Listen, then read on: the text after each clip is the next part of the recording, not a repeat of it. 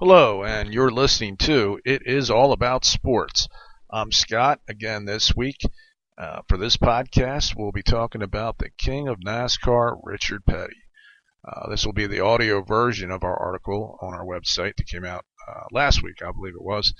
And we'll be ad-libbing a little bit, get into a Facebook comment we had, and also talking a little bit about what he had to say about Danica Patrick over the weekend, which is quite interesting. But first, it's Tuesday, February 11th, and it's still freezing cold up here in Delaware. Matter of fact, we're scheduled for another blizzard on Thursday. I believe I'm heading out of town this coming weekend. I'm going someplace warm, like maybe Florida, maybe Cancun. I need to get away from the snow for a little bit, and then I'll be back after that. But I may be doing a podcast from one of those locations as well, if we get to it. But anyway, we'll get right to it this week. Excuse me. I got to say what he said. He said that over the weekend in Canada, where he was, he said that the only way she's going to win a race is if she is racing by herself. And that's not a very nice thing to say, Richard. I mean, the king of NASCAR. But he's right. She's never actually won a race. But she's hot. We like her.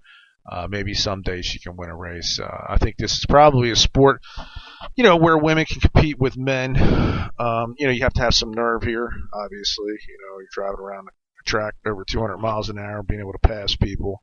But it's something that we think that she could probably do, maybe eventually. But that's what the king had to say, and she really didn't have much to say after that. So anyway, let's get right to it. Richard Petty was called the king of NASCAR, just like Elvis Presley is called the king of rock and roll, and the lion is the king of the jungle. There can only be one king, and he must be almost mythical, really. Jimmy Johnson can win all the Sprint Cup championships he wants, but he'll never be the king. Only Petty can be the king. To be the king, one must be the biggest and baddest cat on the block, and he certainly was that. With his brightly painted orange and blue paint scheme, he was easily spotted. It was almost like he was a police car coming up through the traffic and everybody in front was supposed to move over. Petty was the classic sandbagger. He would start the race slowly and let others race up to the top spots. It was like he was bored and fell behind, just to make it interesting, because sure enough, halfway through the race, here he would come. Petty won 7 Cup championships, and in those days they were called Winston Cup championships. Only Dale Earnhardt has won as many as Petty has won. Johnson needs only one more championship to join both of those guys. But nobody will ever join Petty with the 7, and I mean 7, Daytona 500 wins. How dominant was he? Was he in the big race? He won that race 5 times before any other driver ever won it twice. And the only other 7-time champ to win it only won it once in his career, and that was the great Dale Earnhardt. He not only won at Daytona, he won everywhere else as well.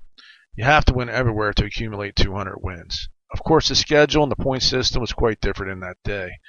There were as many as 54 races a year in those days, but even with that, he won 27 times out of 54 in his best season.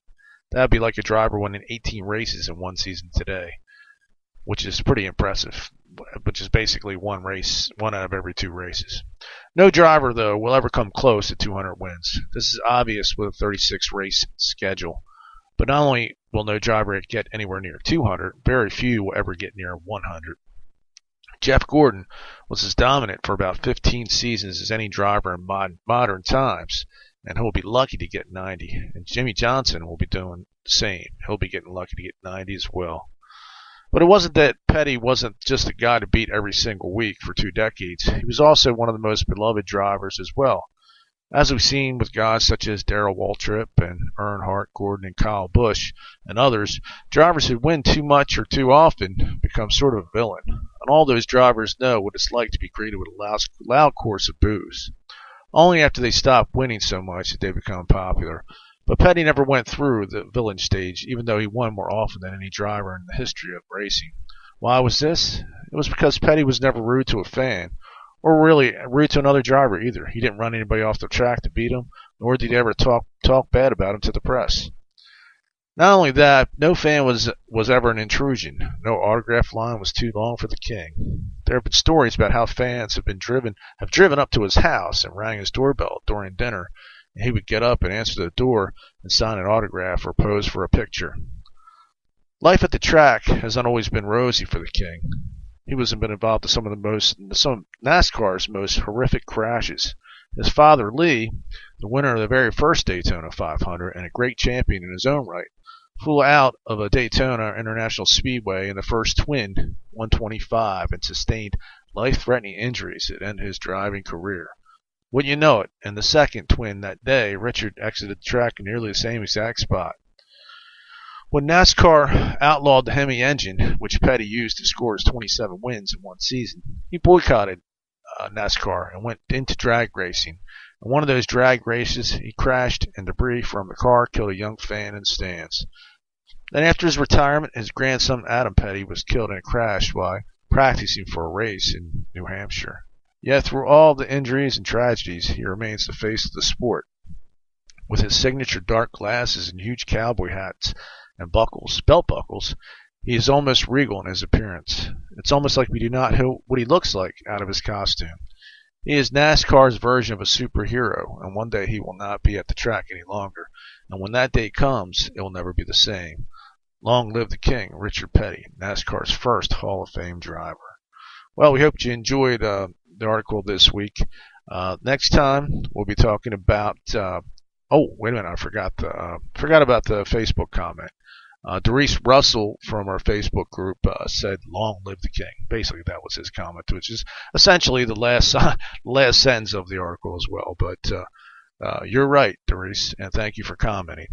Next time, we'll be talking about one of the greatest heavyweight champions of all time, one of my favorites, which is Muhammad Ali.